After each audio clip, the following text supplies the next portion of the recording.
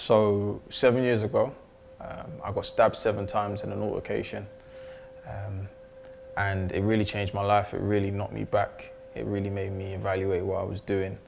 And so the film is about the journey that I had in the ambulance on the way to the hospital as I was fighting for my life. Series of stabbings over the new year in London has left 4 people dead. Shot dead in the Another death on our streets. Amani thankfully shared his story with me, and which was when he was stabbed 7 years ago, 7 times.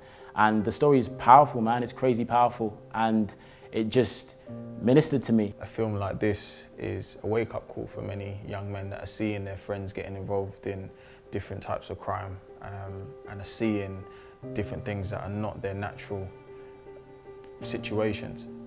You know, there's a lot of guys on the corner of some of this gang culture that can break away from it, that don't need to be doing gang and, you know, getting caught up in this war on the streets. There's a lot of people that have an opportunity to turn their life around. And so what this film is about is really walking those people away from that environment. Having Amani's story, you know, something so real, something coming from someone in which is not a fairy tale, it's not, you know, something in which is written and fathomed. This is real. This is someone's life. And to be honest, it's actually an honor to be able to be in a position where I'm trusted to be able to depict that emotion, character, thought process and what he was going through at the time in which everything happened. It's speaking to the young people that are out there making those decisions as well, because as you'll see in the film, even though I was in country and I was, you know, potentially living a great lifestyle in a way and having the freedom that I really wanted, I wasn't happy.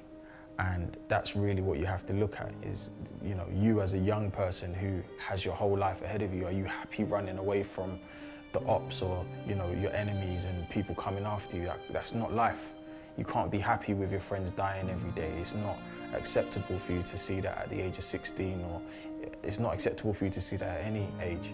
So this film is really an evaluation tool for people to go away and say, do you know what, I don't want to live that lifestyle. I don't want someone that I love to go through that. What can I do to move away from some of the decisions that might allow me to end up being in a similar circumstance?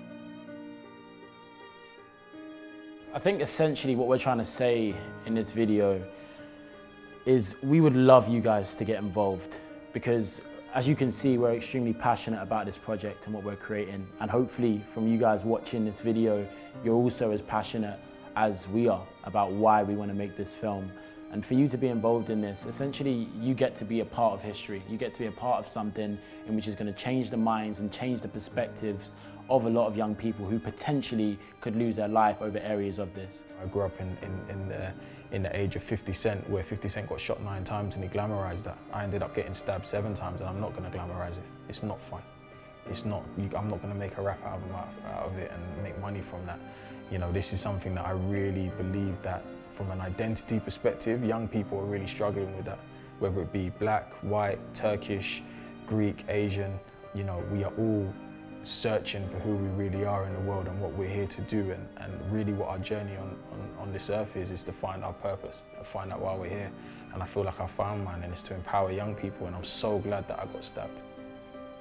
I'm so glad, because for me to stand here right now and to tell you guys what it's like stops you from having to go through that same journey, because there's a lot of people that wouldn't have got stabbed as many times as I did and survived. So it's a blessing for me to have taken that on my shoulders, because God knows I can handle it. I did handle it, I'm still here. As you guys know, we've had a massive rise in knife crime and gun crime over the last year, and it's now got to the point where we really need to address this. And we hope that this short film will be the vehicle to be able to create workshops, to be able to create conversation, and to be able to create a community of people who can come together to put a stop to what's going on. So after I got stabbed, I got kicked out of my mum's house, my mum and dad's house, and I was working in an estate agent. I was signing on. I decided I was going to work there for free, just to learn the game. After learning the game, I was empowered to open my own business up. I learned it and I built it from my bedroom. I made calls every single day, and I heard a lot of no's. But because of what I'd seen in my life and the transferable skills that I'd learned, I decided that, you know, I'm going to keep going. But after doing that for so many years, I just discovered that that wasn't really what I was called to do, and empowering young people is what I live for.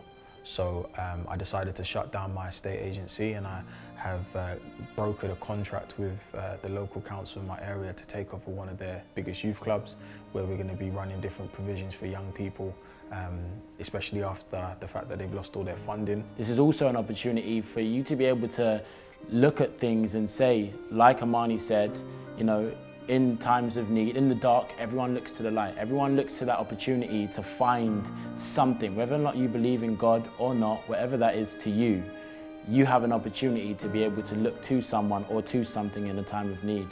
And we want to open that as a conversation for people to get involved in.